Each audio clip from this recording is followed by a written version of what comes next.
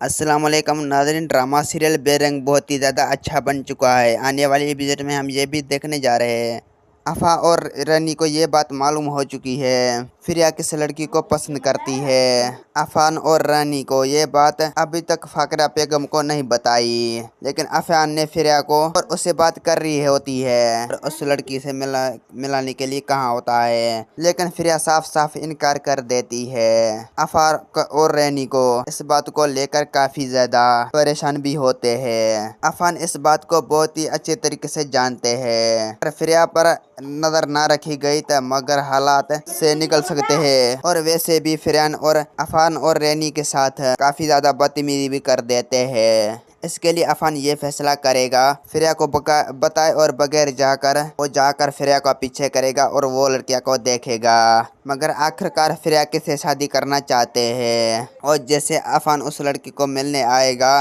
वो लड़का बिल्कुल भी पसंद नहीं आएगा। फिरिया ने आवारा लड़कन का लड़का पसंद किया होगा, अफान को वो बिल्कुल भी पसंद नहीं आता और अफान जैसे घर वापस आएगा आकर रानी को बताएगा फिरिया ने एक आवारा लड़का पसंद किया, मुझे वो बिल्कुल भी पसंद नहीं आया।